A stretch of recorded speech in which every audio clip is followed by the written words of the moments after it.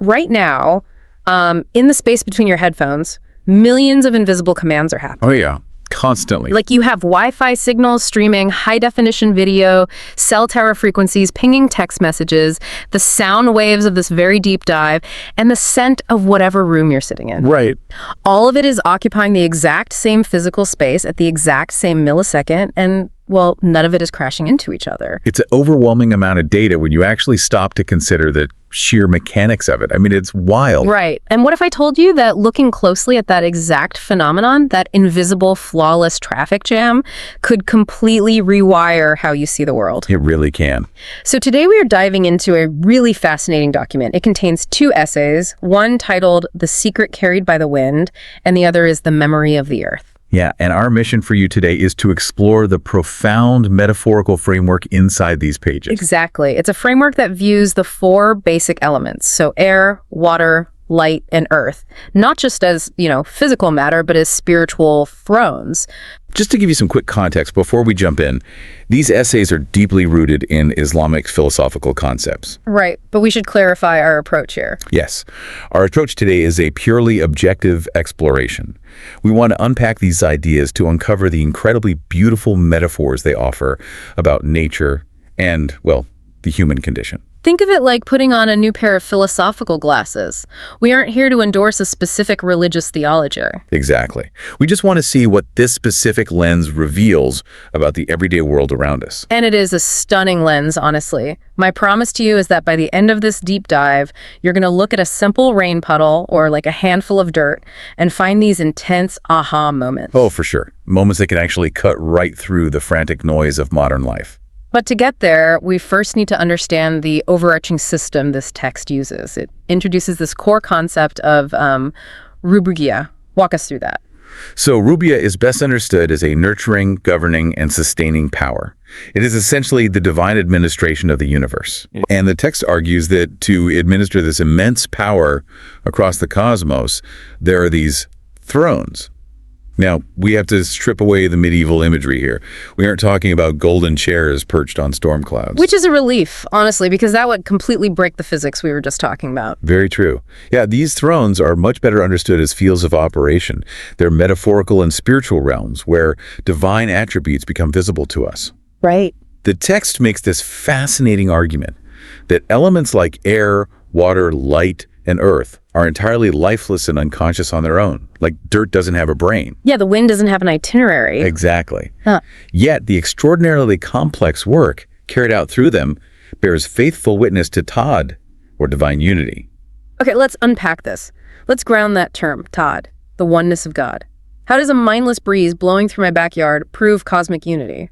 Well, because of the absolute lack of contradictions. Think about your opening example with the Wi-Fi and the sound waves. If the universe were governed by competing forces like different administrations trying to run the same system, the signals would jam. The air would prioritize a radio wave over the oxygen you need to breathe. Oh, wow. But it doesn't. Right, it doesn't. The elements act as mechanisms of perfect unified order. Which brings us perfectly to the first mechanism, or the first throne. The text calls air the throne of command and will. Yes. It describes air as this incredibly subtle, highly mobile element that reaches literally everywhere. And, it has to, right? It does. The text points out that countless activities are happening in the air simultaneously. It's carrying sounds to our ears, facilitating complex pollination between millions of plants. Well, at the same time. Exactly. And moving millions of tons of water through the atmosphere via clouds. It acts like a perfectly obedient servant carrying out an infinite number of commands without a single moment of hesitation. I was reading this section and I kept coming back to a modern equivalent. Like, the throne of air is essentially the universe's most flawless operating system. Oh, that's a great way to put it. Like, if you look at your computer, there are millions of background commands executing right now. Memory is being allocated, the screen is refreshing, the network is pinging. When it works, you don't even know it's there. But human-made systems eventually crash. The air never crashes. It handles the scent of a blooming rose, a passing siren, and an incoming storm seamlessly. What's fascinating here is that invisible perfection is exactly what the author is highlighting. Air suggests the mind-boggling speed and the all-encompassing nature of divine command. Right. It proves to us logically that immense order can exist completely invisibly, You don't see the air organizing the clouds, but the order is undeniable. Yeah, it really challenges that modern assumption that if you can't see the administrator, the system must just be a random accident. Precisely. But so if the air is this perfect, invisible operating system humming in the background, we as humans can't really interface with it directly. Right. We can't see the code. Exactly. We can't read the code. We need a user interface, which pulls us down from the invisible network to the visible movers of our reality. So, water and light. Let's look at water first, which is designated in the text as the throne of grace and mercy. The duality of water described here is amazing. Like, it's so soft, so yielding, you can splash it past your hand right through it. Yeah. Yet, you give that soft element enough time and it carves the Grand Canyon. But beyond its physical properties, the text connects water to specific divine names. Yes, specifically Arazak, which means the provider, and Arav, the most merciful. But how does water translate to a title like the most merciful? Well, because sustenance reaches all living beings through it. The continuation of life completely depends on water. It's the literal delivery mechanism for generosity. Right, without it, the earth is just barren. Exactly. But the author makes a very specific, incredibly poignant observation here. Compassion is understood most deeply through thirst. That line actually stopped me cold. When I read that, I immediately thought of, waking up at 3 a.m, completely parched, stumbling to the kitchen. We've all been there. Right. And in that moment, a simple glass of tap water isn't just H2O. It feels like a literal miracle. It is mercy in liquid form. And that's the exact shift in perspective the text wants you to have. Mm-hmm. You're no longer just interacting with a physical compound. You are interfacing with the attribute of mercy. Okay, so if water is the mercy that sustains our physical life, light is the user interface that allows us to actually comprehend that life. Yes, exactly. The text labels light as the throne of knowledge and wisdom. And I have to be honest here. This is where I started to struggle a bit. Really? How so? Well, the text gives this great example of a room. It exists in the dark, all the furniture's there, the walls are there, but nothing can be seen. Right. Meaning only appears when light enters the room. I get that on a physical level. Yeah. The text distinguishes between source light, like the sun, and reflected light, or nur, like the moon. But then it makes this massive leap. It states that light is not merely physical illumination, but the unveiling of meaning itself. Yes. Here's where it gets really interesting, but also confusing for me. Going from physical photons bouncing off my retinas to metaphysical wisdom feels like a huge stretch. Walk me through how the text justifies that.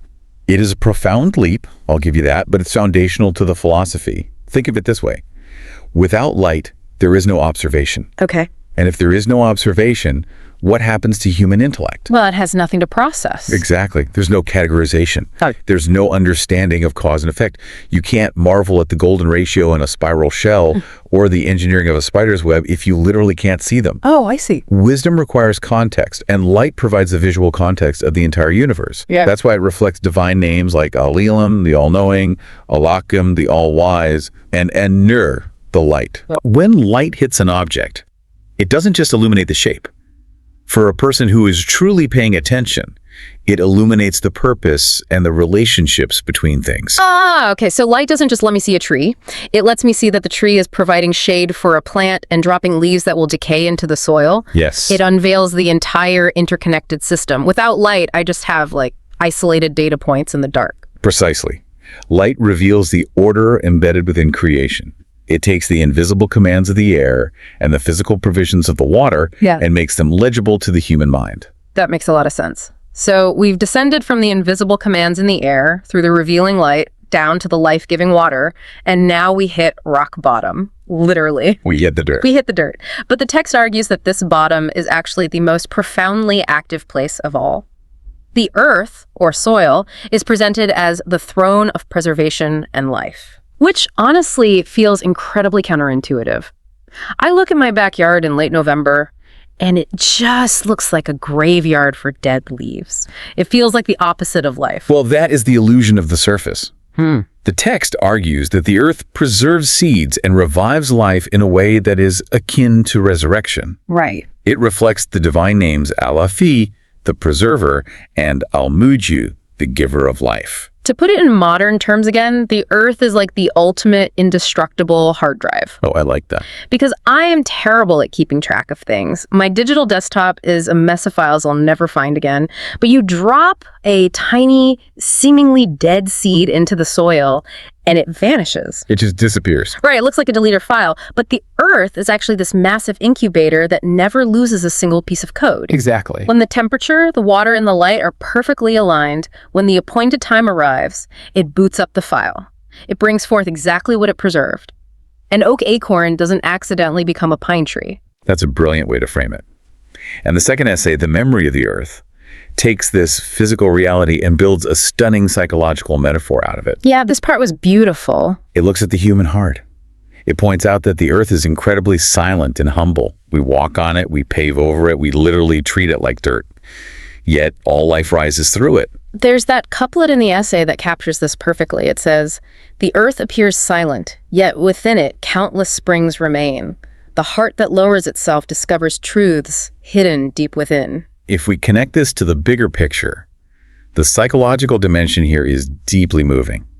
The author is suggesting that our hearts function just like the soil. Right. We all carry buried sorrows. We have hopes we've given up on. We have quiet prayers that we keep hidden deep within us. Yeah, and sometimes going through life, it feels like all of those things are just lost or forgotten. But the text gently reminds us what appears lost may, in reality, be preserved. Because the earth and the heart never really forgets. Exactly.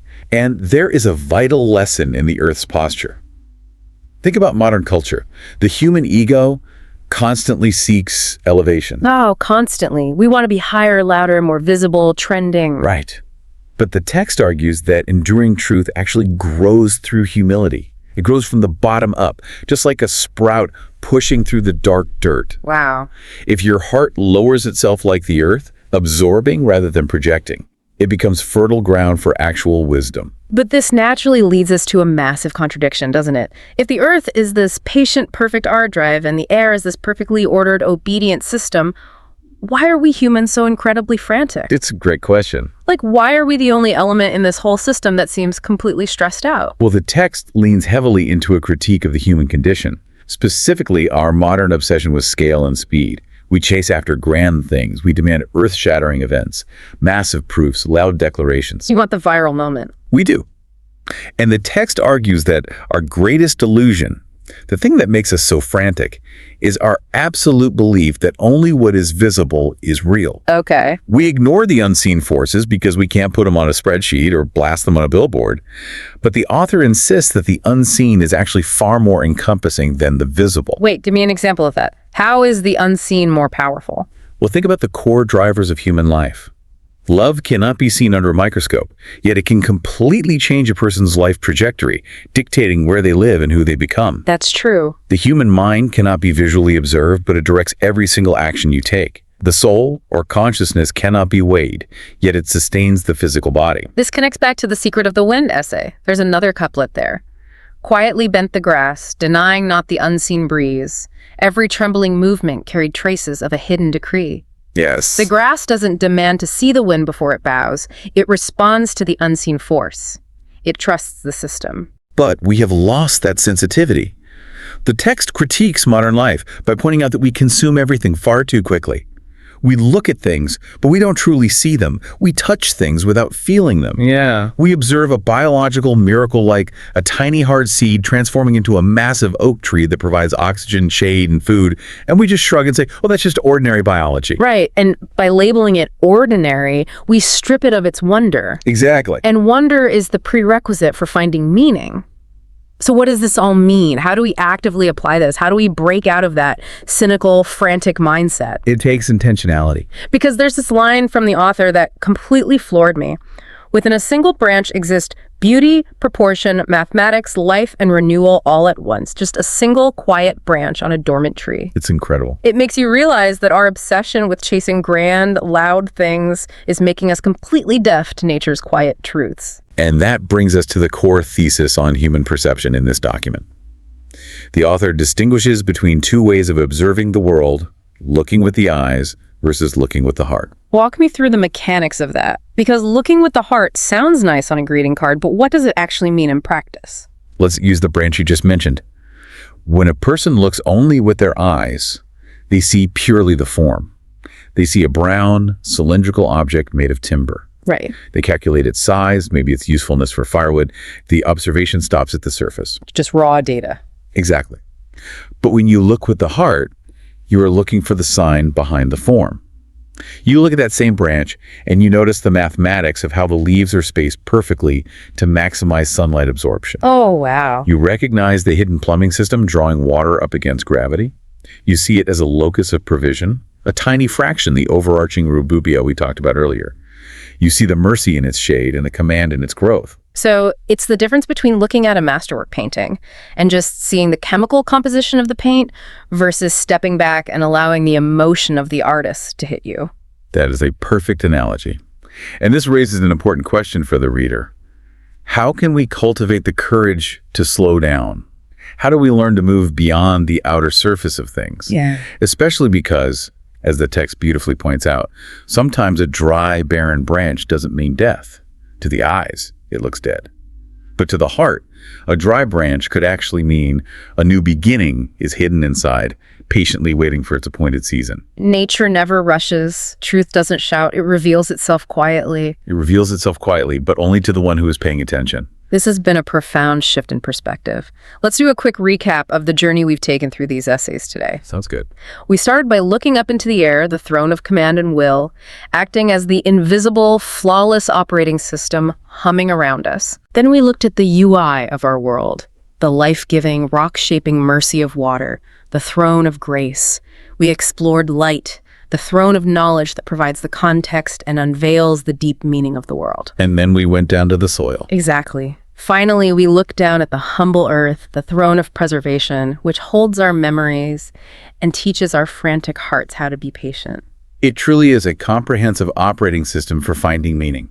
It takes a universe of dead matter and transforms it into a dynamic, purposeful administration that is constantly communicating with us. So for everyone listening, your mission today is remarkably simple. Step outside. Because truth doesn't shout, you have to actively go listen for it. Yes, absolutely. Look at a handful of soil or a bending blade of grass or even just a glass of tap water. Try to look past the mere physical form. Look with your heart and see if you can spot the sign embedded inside it. Notice the unseen forces shaping the visible world and allow yourself to feel a little bit of wonder again. And as you go about your day, I want to leave you with one final, slightly provocative thought to mull over. Ooh, I'm curious. Well, we've spent this whole time talking about the ancient physical elements, air, water, light, earth, and how they act as thrones reflecting profound attributes like mercy, wisdom, and perfect memory. Right. But what does that framework mean for the digital world we've built?